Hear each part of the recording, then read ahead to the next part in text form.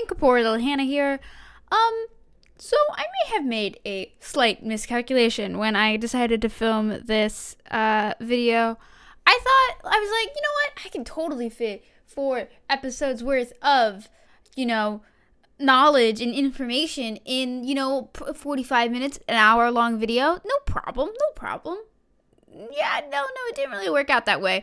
And I'm sitting here as I edit this video, and I quickly came to the conclusion after I put 2 in that, like, oh, you know what, this is gonna be pretty long. So I've made the executive decision, now that I'm editing this video, to split my video up into 2 more videos, each with 2 sessions of information in it.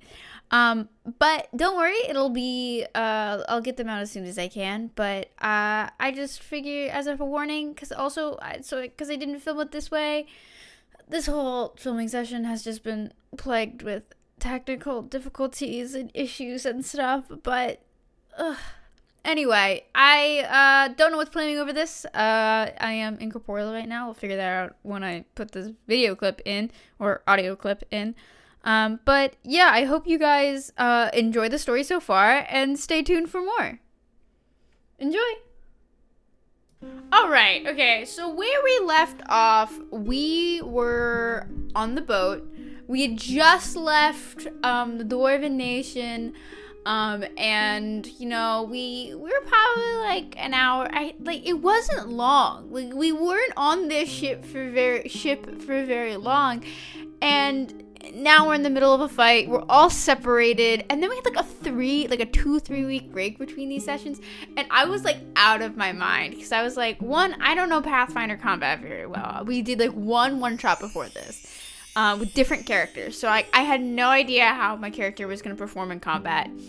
And 2, like, we were all separated. Our big tanky boy was separated. We were all very scared about what was gonna happen. And then there was a 2-week break. Happens. So anyway, Kai, as part of Kai's character, so Kai, like I mentioned before, is an investigator. So he has this special ability, Oh god, I forget what it's called. Here, I'll look it up real fast. Just cut to the face of when Hannah finds it. Okay. I found it. It's called Devise a Stratagem. So investigators, their whole thing revolves around investigations, and so you have these investigations on people, and you get bonuses to like skill checks about finding out more about these people, and when you do have investigation on them, you can do this thing in combat. Well, you can do this on anybody, but you get bonuses on your investigations, the subject of your investigation, when you're fighting them. So there's this ability called Devise a Stratagem, where it's essentially like, if you remember that Robert Downey Jr. Sherlock film, where like he like pauses and then like analyzes the whole fight and then beats this guy up. That's kind of what you do, where it's like you plan your attacks ahead of time, and you like based on probabilities and stuff like that, you can figure out who to attack and who not to attack. And so when you're doing it on your investigation, you also, instead of having to spend an action to do it, you can just do it for free, which is chef's kiss, fucking amazing, and super good in Pathfinder. So I also have this feat. Kai has a feat known as known weaknesses, where essentially whenever you devise a stratagem on somebody, you can also recall knowledge on them, so you can attempt to like notice a weakness and then gain a bonus to your check if you critically succeed. But even if you don't critically succeed, also, yeah, you could also, another thing about known weakness, you can also give your allies that bonus too.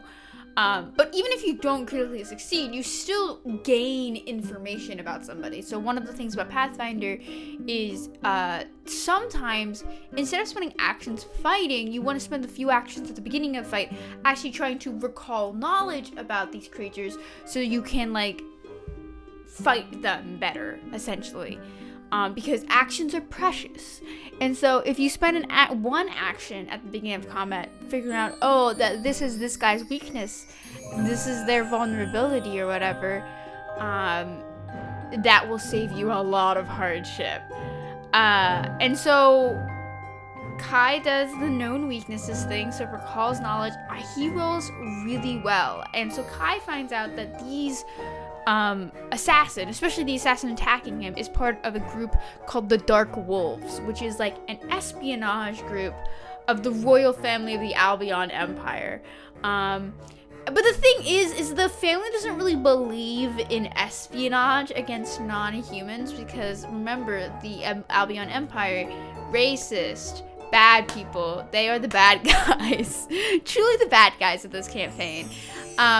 And they don't like believe in espionage against like non-humans, which means that they were here for Kai and Kia.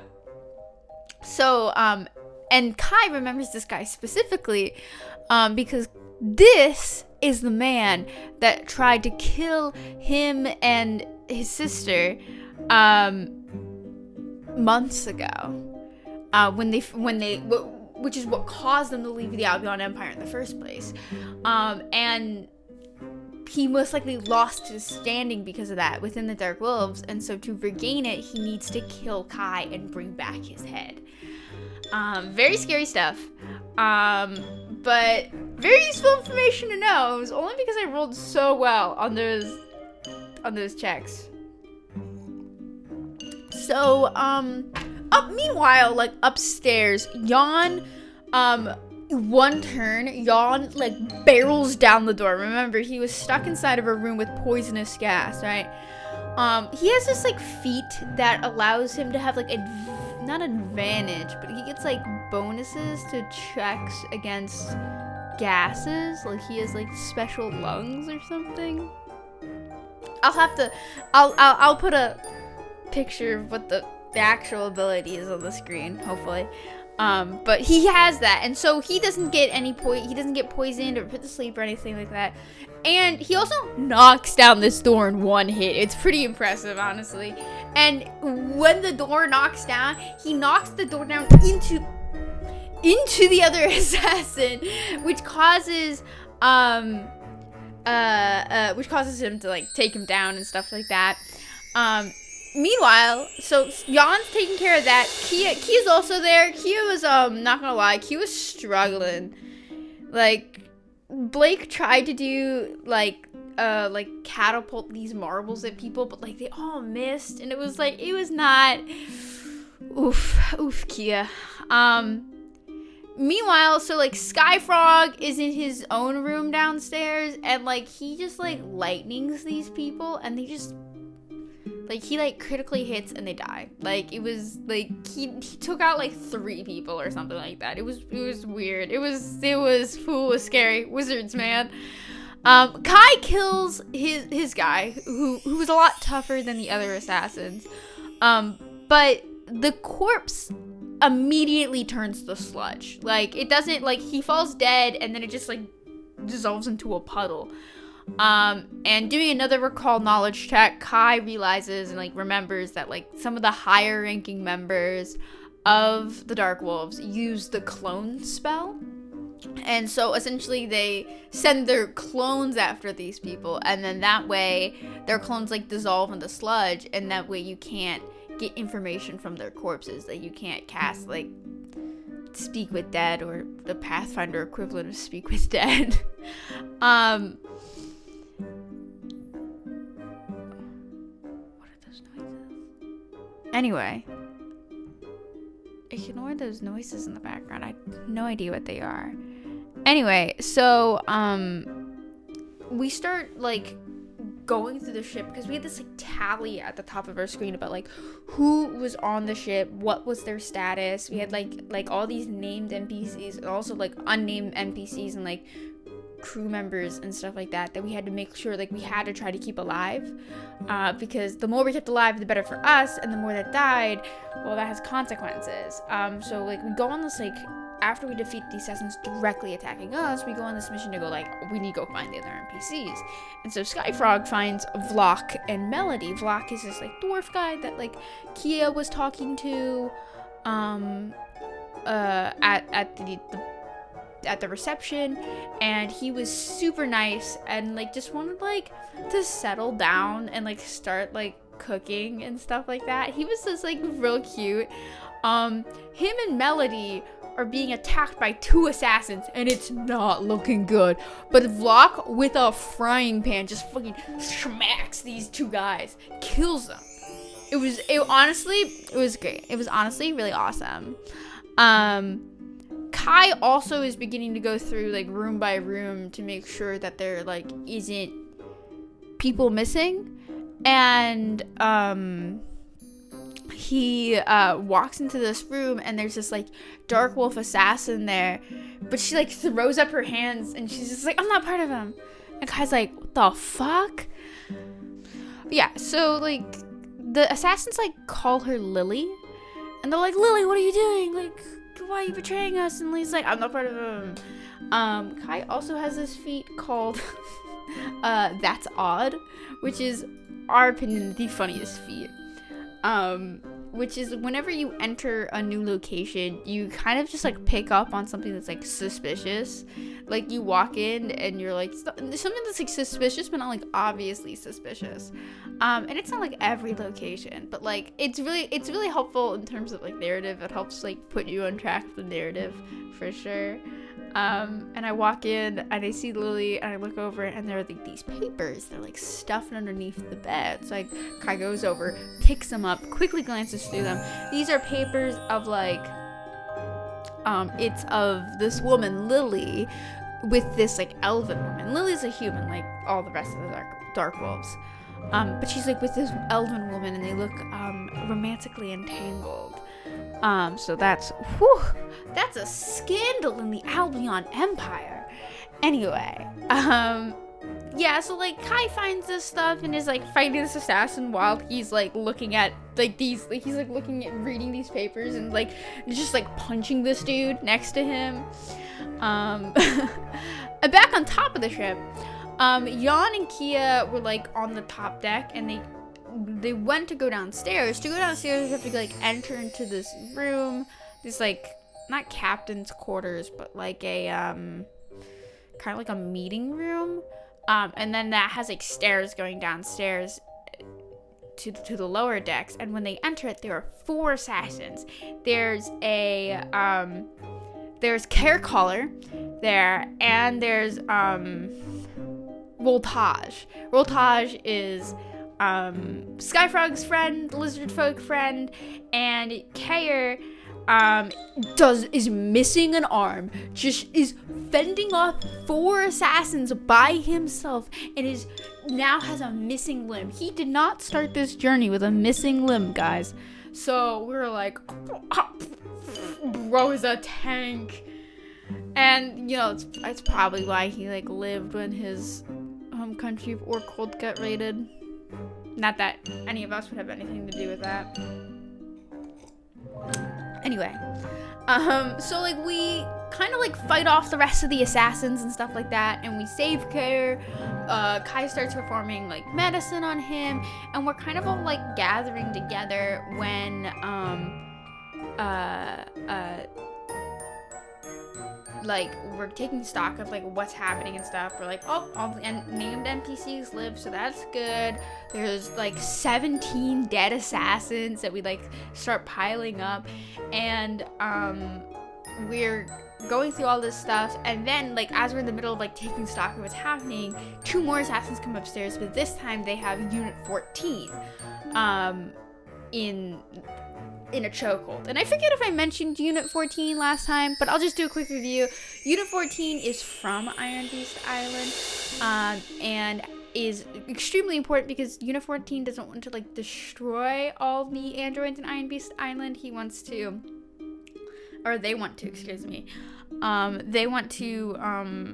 get a way to, what's the word, like reset them. They think that something like has corrupted them, and so they went to like try to uncorrupt them. And Kai actually like bonded a little bit with Unit 14, and they like developed a way to like, Unit 14 has these like passes that we need to be able to like get by the androids on the island. And so having Unit 14 at a chokehold and they're holding him hostage, not good, guys. It is not good. So we kind of like play along with them for a little bit, and then we just go, yeah, you know what? Enough of this. And we Jan like jumps on them and just like smashes one, and we just like beat the living shit out of them, and we keep one of them hostage, like not hostage, but like as a prisoner, so that way we can like interrogate them and learn a bit more about like the Dark Wolves and stuff. And then the other one we just like throw off the ship. After that, we finally have time, there's no more Dark Wolves other than the one that we have imprisoned, and so we interrogate Lily a bit to like try to like see like, is she truly like not a Dark Wolf, or is she like just like playing us? Kai is like really paranoid, but everybody else like seems to believe her. And Kia does this thing where she tries to connect Kai's and Lily's mind with it's like a spell. I forget what the spell's called, but essentially like you can like join, it's like, I think it's called join past, where you can like look at each other's memories and like share knowledge and stuff like that. But the thing is the spell doesn't connect Kai and Lily, it connects Lily and Kia, even though Kia cast it on Kai and Lily. So that one feels bad. It's probably because of their like weird emotional connection thing, where like Kia gets all of Kai's emotions, so Kai just doesn't get anything from anybody else, I guess. Which is kind of sad. But, worth it. But after this, everyone's like, Kia's like, I trust her, and so Kai's like, I'm gonna trust you for now, but I'm sus as hell. The session ends with us having to land the ship on Iron Beast Island, because like most of the crew, like we barely have any crew, so like we need to step up and like land the ship, which does not go well. It does not go well. So we have to it's really similar to like ritual casting, where you have to like make these secondary checks, and your secondary checks influence what either the DC or like the bonuses you get to your primary check. And we passed our secondary checks, which is great, right? Except we failed our primary check, which is like the one that matters, and I think we failed it by like 2 or something. It was something really close that we failed it by, and so we end up like crashing the ship into this cove, and so the ship is like not flyable, and so the only way we'll be able to get back is like we need to get enough time and resources and supplies to fix it. So like we gotta take care of this problem. There is no going back now. And that's kind of where we ended the session. Like this right about heading off to Iron Beast Island. So yeah. So session 4. So session 4 is really interesting because we utilize these mechanics in Pathfinder known as like the infiltration rules. They're like specific rules that you like. Pathfinder has like rules for everything, and they're like really cool because they make things like super interesting. So essentially, this kind of pulls from like. I haven't really played it before, but from like what I hear about other people, it pulls from like things like Blades in the Dark, or like other like heist RPGs, about like how these like rules were actually formed. But essentially like the idea is that like we have these we have infiltration points and awareness points. So essentially, like, we can like prep for this heist, and we get these points that we can use to like bypass obstacles or to like re-roll or get bonuses on rolls and stuff. And then awareness points are like kind of like the vision meter in like a video game, where like if we fuck up, people are going to be aware of that. And the more awareness points we accrue, the worse the problems become. So they could all start at like at 5 awareness points something happens, at 10 awareness points something else happens, at 15 you might just like fail the heist overall. So we kind of played through like a easy version of that, because we were all, because like I said, we're all like still learning the rule set, all 5 of us, but we wanted to utilize it, so we kind of utilized it a little bit, but I think we like forgot about it part ways through. And then we didn't like forget about it, but like I don't think we utilized it to its greatest extent, but there's always the future, you know? So we start the session, we prepare for our incursion into the island. So like it's pretty much like automatically decided that like the 4 of us, Jan, Skyfrog, Kai, and Kia, are the ones that are like actually gonna do the excursion, because like everybody else is too weak and there's only enough medallions for 4 people, so it's pretty much automatically us 4 by default. Kayer is also not happy, by the way, that he has to let Kai and Kia go and that we're the strongest by default. Did not appreciate that, guys, let me tell you.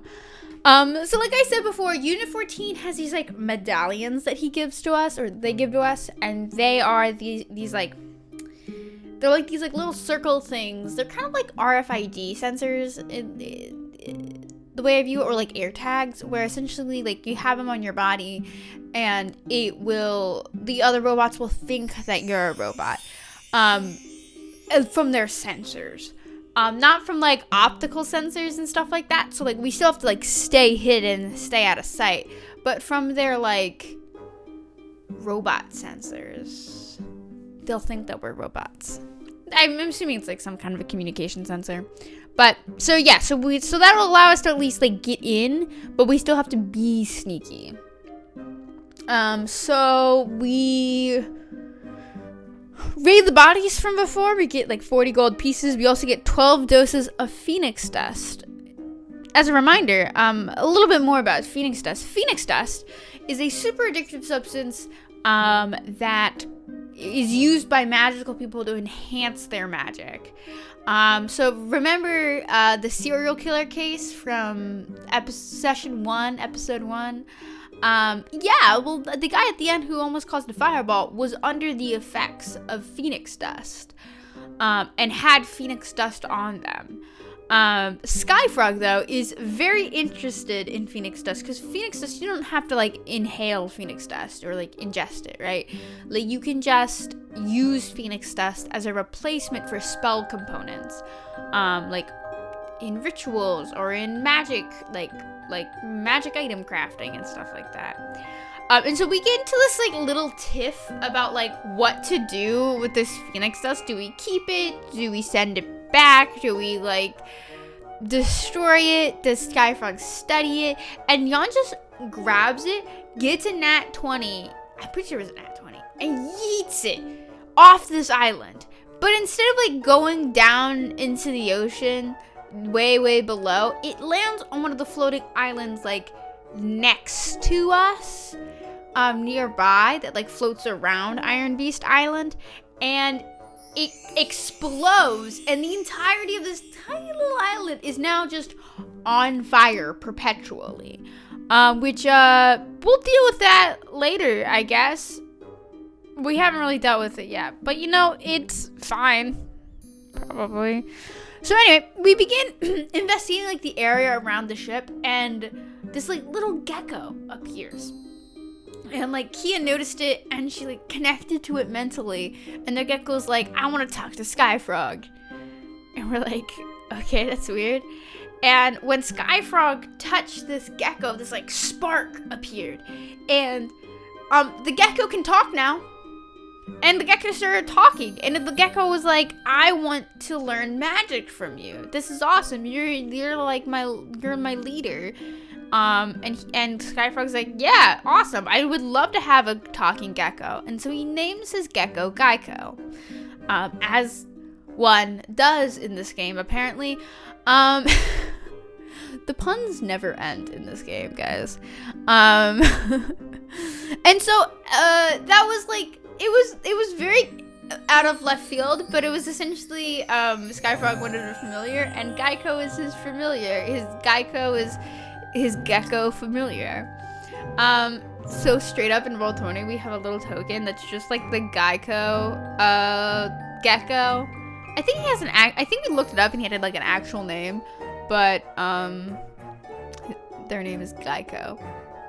So in the last of our preparations, Jan sets up, we were like at the bottom of this like cove cliff area, and so Jan sets up a climbing rope so that way we can like climb up tomorrow morning. Meanwhile, Kai builds a like makeshift compass, like very old school compass to at least help them keep track of the directions. And then he also, after listening to Unit 14, makes a very rough map of the area so that way they know their directions and stuff like that. And so then we all like, we still haven't long rested yet, so we all decide to long rest peacefully with nothing exciting happen. Something exciting happened. So that night, Kai gets a dream. And it's a familiar dream. It's a nightmare, more like. Because it happened 823 years in the past. It's his first life. And in this first life, he hears the news talking about explosions and death all over the world. And he remembers his sister, her sister, their sister. It's hard to really know who they are at this point, but their sister is down in the town below, and they're below the facility. So he goes outside and they see this town on fire, and things are looking bad, and Kai begins running toward the town and running and running and running, and no matter how long he runs, he never gets any closer. And he looks behind him, and he's still in the same spot as he was before, and he still sees his sister in front of him in pain, dying. And Kai looks around, trying anything to change the outcome of this dream, and he hears this voice behind him, and the voice says, "I wish you didn't torture yourself like this." And when Kai turned around, he sees a hooded figure, face unseen, just kind of staring at him. And Kai begins screaming at this hooded figure, "What did you do? Help me save my sister. What do you mean?" And all he hears before the dream ends is, "You can see me?" And the dream ends and Kai awakens.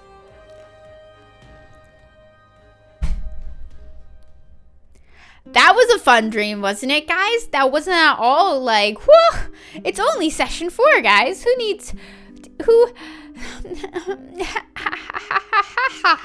You know? And that's my feelings on that. And so we begin the next day. I've already explained like the intruder system. We have to pass obstacles and stuff. We can accrue awareness points and stuff. So we begin by doing our first challenge, which is getting up this fucking cliff. Holy shit, guys. Getting up this cliff was like an endeavor and a half. Only like Jan could do it, and I think Skyfrog did it pretty easily, but like me and Kia, me and Blake were struggling. We were trying, and it didn't help that like the twins were like Kia's like really weak. Kia's like real weak, and like Kai is like Dexy. He's a Dexy boy, but they're not, you know, like what's the word? they're not strong. You know, that's like Yon's thing, right? That's Yon's thing. Yon's thing is being strong. Kai's thing is being real smart. And I guess it's also Skyfrog's and Kia's thing to also be really smart. We'll talk about my one of the curses that I play in the game, where whenever I decide to play an intelligence-based character, everybody else decides to play intelligence-based characters. We'll talk about that later. It's just very funny. By later, I mean in a different video. But we eventually get up there, but not without, like, Yon having to go up and down to, like, ferry me and Kia up. And we were so loud, we gained 1 awareness point from it. Which is a great way to start your heist mission, you know? So we begin trekking through the woods and stuff like that, and Kai is keeping his eyes out and his ears peeled. And thanks to my burgeoning perception, Kai has a very high perception as an investigator. We are able to, like, skirt around some of the scarier looking androids and avoid them. And so we arrive at one of 2 entrances to this facility. So the one is, like, farther away. It's like the main entrance, and then there's a side entrance that is, like, closer to us and, like, off the main path. So we're like, okay, let's go there. There'll most likely be, like, less androids around there, so, like, that'll be a good place to, like, start. And so we get there, and the door and it's like this big door, like this huge, like, knobless door. And as we approach it, like, this is not a mechanically locked door. And so it's like a passcode. And so Kai approaches it and tries to, like, dust it to see if there's any, like, fingerprints. It's been 823 years, but, like, who knows? And as he's doing this, he's investigating this door, it looks so familiar. And he stands there and he starts just instinctively typing in the numbers. 0761. And the door opens. And Kai comes to the realization that he's been here before. In fact, he's been here 823 years ago. And that was the last time that he was here, because this is the place where he spent a lot of his time in his first life. This is the engineering facility that Kai worked in during his first life, during the empowering. Da-da-da! Spoilers! It's not spoilers. It was wild. I was not expecting Jamie to, like, integrate the backstory so quickly into the game. Like, I thought this was gonna be, like, something that was longer, or it was gonna take a little bit longer to get to. But, like, no. Like, Jamie was like, damn, right there, bitches. Right there. You have a tragic backstory? Punch you right in the gut. We're gonna introduce it immediately. And I was like, oh, fucking worked. Fucking worked, damn it. Fucking worked. And we do end up getting an awareness point from this because the door is, like, super fucking loud. And so we get inside and we're like, where do we go? And Kai has a way he instinctively, like, wants to go, but he doesn't know if that's the correct way, because we're trying to get into the repair studio, essentially, like the repair center for these androids. So Kai doesn't know if that's the place he instinctively wants to go or not, but we didn't have anything better to lead us. So he starts, like, leading the party through the hallways by instinct, and we, like, leave these, like, little marks on the wall so that we were able to, like, recognize the path we took and able to get out. And eventually, like, we go down this, like, set of stairs and stuff. We end up in this hallway, and in front of his old office, and on the door it says Iris Palak. Which is the name that he had in his first life. But the lock is a fingerprint sensor. And so, like, Kai, I was like, this probably won't work, but it'd be cool if it did. And he tries it. Yeah, it doesn't fucking work. It's a fingerprint. Like, bro, even if you reincarnate, your fingerprint changes. And so we gain another awareness point. And by now we've accrued like 3 awareness points. So there's, so we get a, like an obstacle, like a challenge, essentially. Like, now that we've gained 3, now there's gonna be problems. And so we hear an android coming down the hallway, and is gonna like find us, and we're like, oh fuck. And so, we do some quick thinking. Kia takes some of her marbles out and like catapults them and kind of like makes sound come from like a different hallway. And so while she makes that distraction, we find like a different staircase that we can take, and we just like run upstairs to like the 3rd floor. And we find on the 3rd floor, we find like there's like these meeting rooms and stuff that have like drawings and equations and stuff all over. But we also find a lunchroom. And in the because we've been searching for a map, by the way. We've been searching for any kind of like signage in this place that we can read. But we find a lunchroom. And in the lunchroom is an emergency exit sign. Like not like the sign that says like exit, but like a sign with a map of the facility with a path to how do you exit it. And so the thing is like this is written in English, which is not common. And like, so like, because a lot of the old Earth languages, so old Earth languages in this game, normal Earth languages to us, like French and English and stuff, have died out and have only been like really carried on by like aristocracy or like traditional human families. That kind of stuff has died out. But Kai and Kia, because of their memories and because of the fact that they're reborn souls, know English, because that's the language they spoke in their first life. Because they learned French from the Albion Empire, because they're children of the Albion Empire, so they get, or children of the Albion royal family, so they get taught French. And then they know English from their past lives, and so they can read the sign perfectly fine. It was great. And so now we know the way there. And so we go there, and we go all the way up to the 5th floor, which is the top floor, and we realize we're at the main entrance of the facility. If only we went there first. And so we get to there, and we find the server, but the server is covered in rotting meat, which is not what you want a server to be covered in. I'm gonna be fully honest, guys. Like, engineer here, haven't graduated yet, but I'm pretty sure you don't want your server to be covered in rotting meat. So we enter this room. Because we've been kind of chilling on the edge of this room. So we enter this room, and the meat rises up from the server. Engineer here, you don't want your rotting meat to be just rising up from servers. You know, they shouldn't be there in the first place, but they definitely shouldn't just be animating themselves.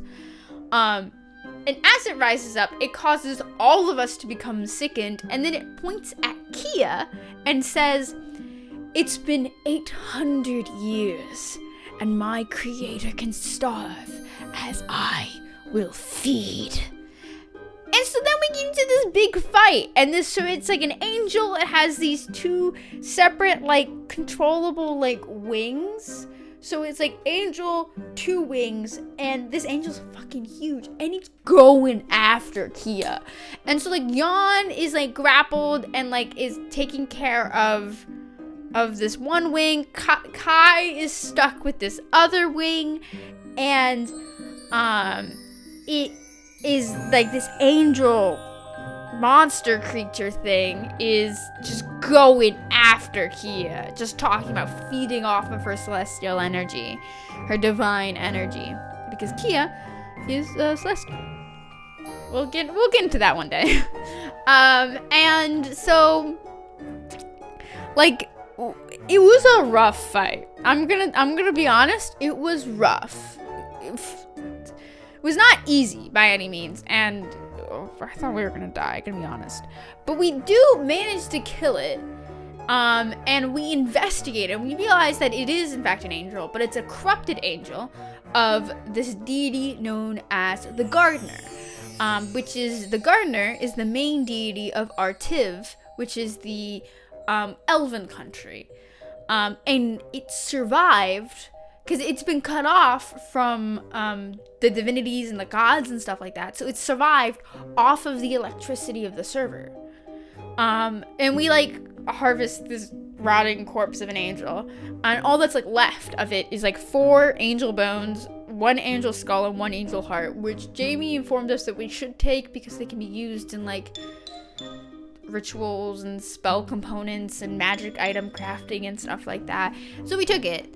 And then we kind of head back to the ship after processing all of that information, and Jan going, "What the fuck was that, guys? You guys have a lot to explain. Knowing passcodes, an angel wants to kill you. What the twins? What is wrong with you?" But we had to end the session there. And we said that we would explain everything in session 5. Thanks for watching the video. Sorry for ending it on a cliffhanger. Like I said, I didn't really want to do this, but I don't really want to release an hour-and-a-half video. I doubt anybody would watch it. So yeah, stay tuned. I'll probably be updating with the second part of this video sooner than usual, or usual I guess is a term that I can't really use because there is no usual, but you get the point. I'll update it really soon. So, yeah, stay tuned, and I hope you enjoy it. So, see you next time. Peace.